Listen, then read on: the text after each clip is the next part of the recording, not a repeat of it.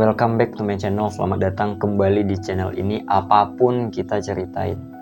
Terima kasih bagi kamu yang udah klik video ini. Dan jangan lupa klik tombol subscribe, like, serta komennya. Berikan komen terbaik. Dan kalau ada saran, kritik juga bisa langsung tulis aja di komen. Pada video kali ini, seperti biasa kita akan menceritakan kasus ataupun peristiwa yang berada di sekitar kita, yang tentunya akan meningkatkan kewaspadaan kita terhadap lingkungan sekitar. Beberapa hari ini viral berita, yaitu seorang santri yang berada di salah satu pondok pesantren tewas dianiaya oleh seniornya. Diduga polisi telah mengamankan pelaku yang berjumlah 4 orang. Nah, gimana kisah selengkapnya? Langsung aja.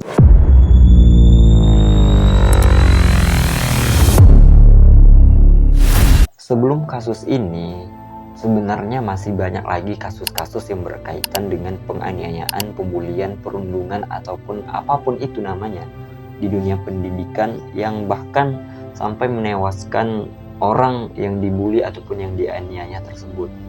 Tentu hal ini membuat kita sangat miris gitu ya. Apalagi pelaku masih merupakan orang di bawah umur atau masih dalam tingkat pelajar. Bahkan ia masih dikatakan dalam proses menuntut ilmu.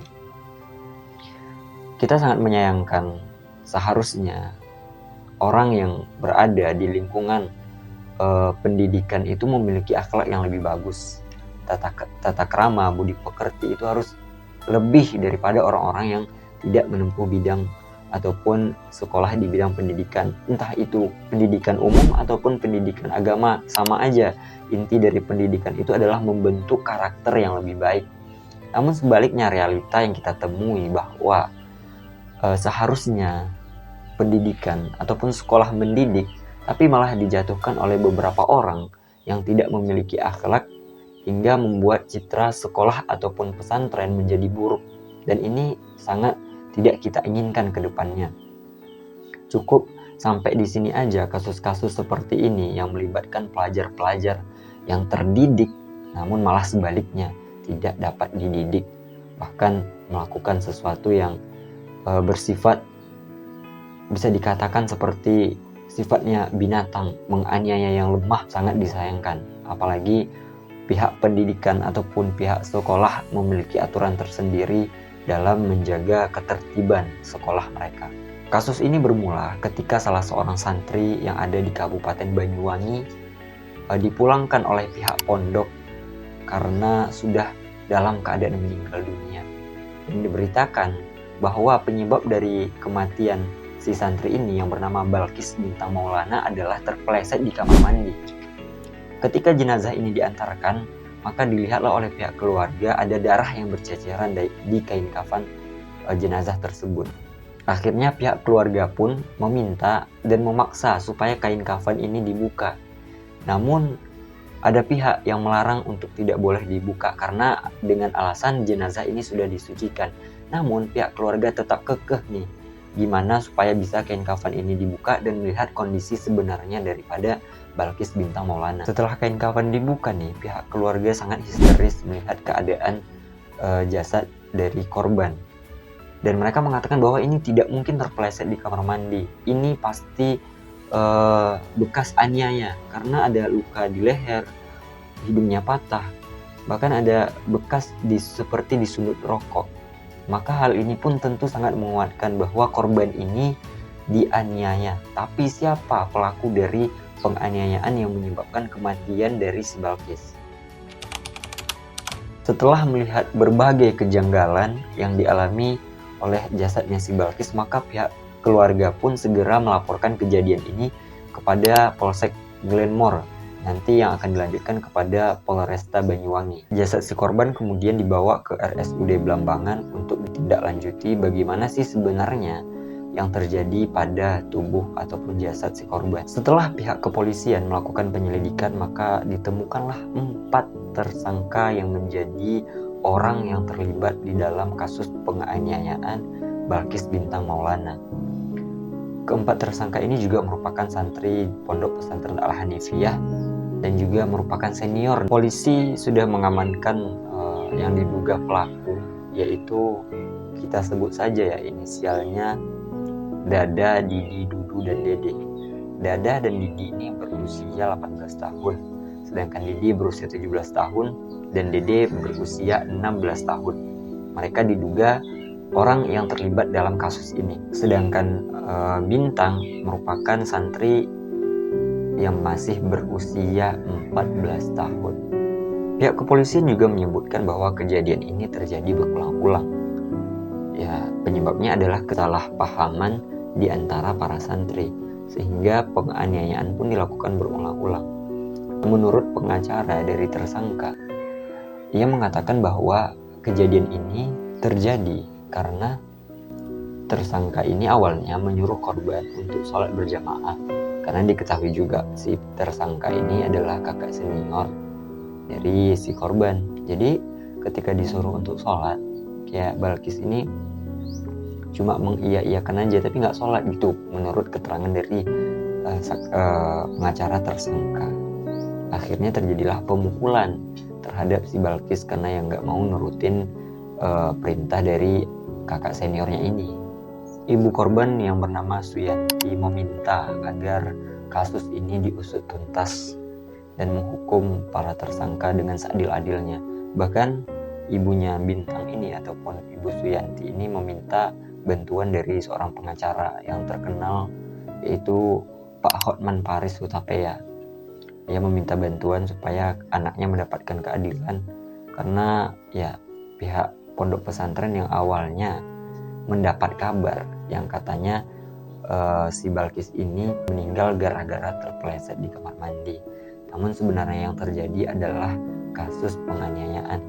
Ya mungkin kita juga tidak dapat menyalahkan pihak pondok atau pihak manapun karena udah terjadi gitu ya.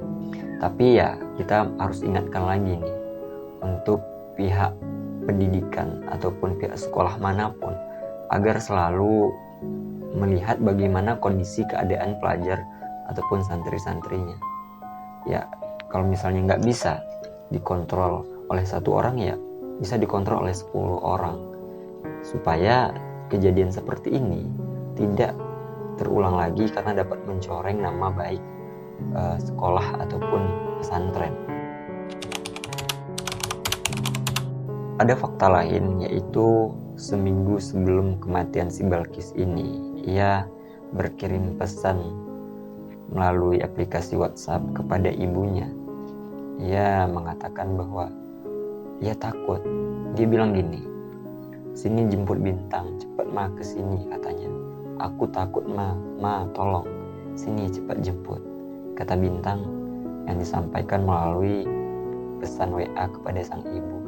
Kemudian ibunya ini kembali menceritakan bahwa beberapa hari sebelum meninggal itu, sang anak ataupun Balkis sering menghubunginya. Bahkan ia sering meminta untuk dijemput oleh ibunya ke Kediri. Namun yang anehnya, mungkin karena ia takut atau bagaimana, si Bintang tidak menjelaskan alasan kenapa ia minta dijemput.